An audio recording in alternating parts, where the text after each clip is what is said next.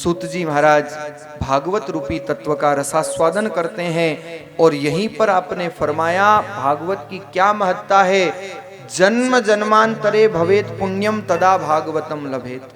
जब जन्म जन्मांतरों के पुण्योदय होते हैं तब कहीं जाकर के भागवत मिलती है। और इस भागवत का प्रभाव क्या है?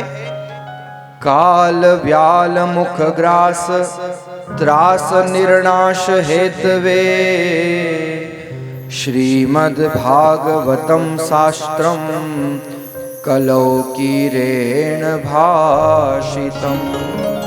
ये भागवत तो वो ग्रंथ है महाराज तो देवताओं को भी दुर्लभ है। आप कहोगे महाराज क्या प्रमाण है कि भागवत देवताओं को दुर्लभ है?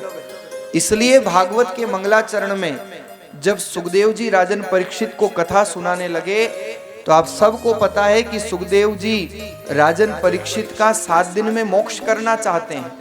और जब परीक्षित को श्राप लगा तो सब देवता अमृत का कलश लेकर के आए और सुखदेव जी से कहा कि महाराज आप ये अमृत कलश ले लीजिए, ये अमृत तो परीक्षित को पिला दीजिए और ये कथामृत हमें दे दीजिए।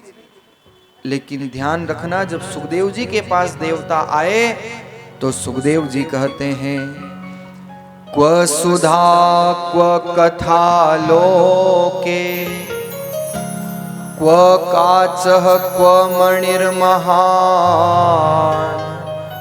ब्रह्मरातो विचार्येवं तदा देवांजहासः।